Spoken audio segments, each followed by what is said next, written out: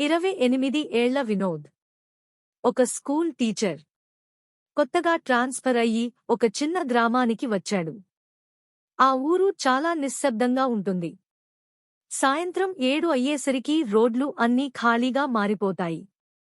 వినోద్ అద్దె ఇల్లు కోసం ఆ ఊరిలో వెతుకుతుండగా ఆ ఊరి చివర ఉన్న ఒక పెద్ద పాత బంగ్లా అద్దెకి ఇస్తామన్నారు.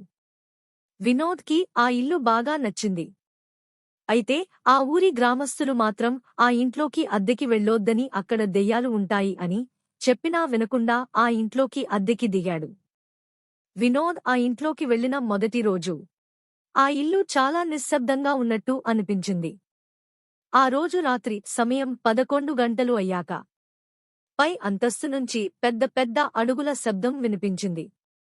టక్ టక్ టక్ మంటూ. మంచం మీద పడుకున్న వినోద్ ఆ శబ్దం విని బహుశా ఎలుకలు అయి ఉంటాయిలే అని పడుకున్నాడు. రెండో రోజు కూడా మళ్లీ అదే శబ్దం. ఈసారి ఎవరో నడుస్తున్నట్టుగా పెద్ద పెద్ద అడుగుల శబ్దం స్పష్టంగా వినిపించింది.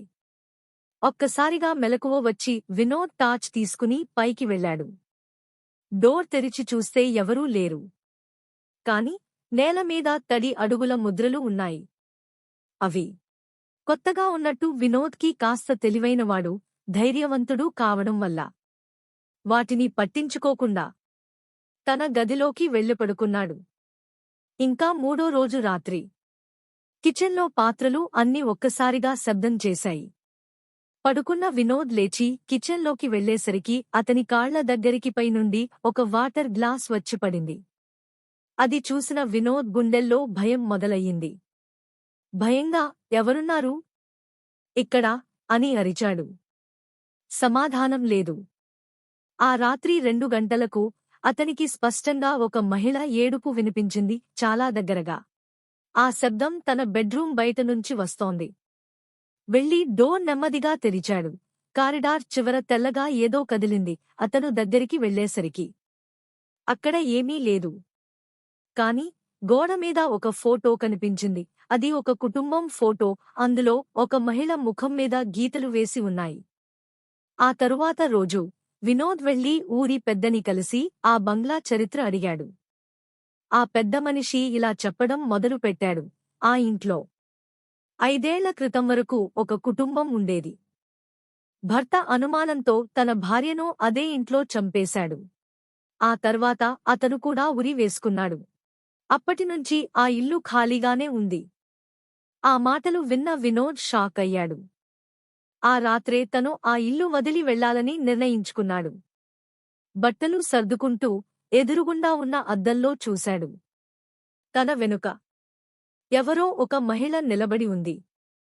తెల్లని చీరతో, జుట్టు విరబోసుకుని. అతను వెనక్కి తిరిగేసరికి అక్కడ ఎవరూ లేరు.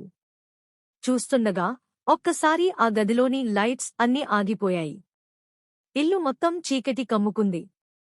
అప్పుడే అతని చెవికి దగ్గరగా వచ్చి ఒక గొంతు ఇలా అంది, నేను ఈ ఇల్లు వదిలి వెళ్లలేకపోతున్నాను.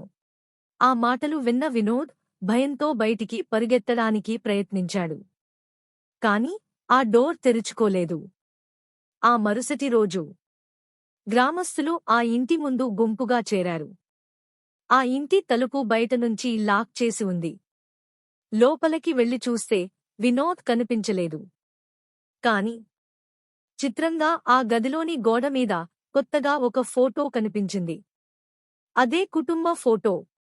ఇప్పుడు అందులో కుటుంబ ఫోటోలో వినోద్ కూడా చేరిపోయాడు. పాపం వద్దన్నా వినకుండా ఆ దెయ్యాల ఇంటికి వెళ్లిన వినోద్ చనిపోయి చివరికి గోడపై ఒక ఫోటోలా మిగిలాడు.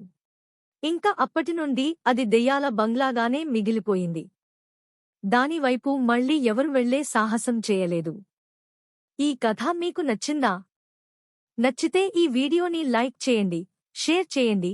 ఇంకా ఇలాంటి మరిన్ని కథల కోసం నా ఛానల్ని సబ్స్క్రైబ్ చేసుకోవడం మాత్రం మర్చిపోవద్దు.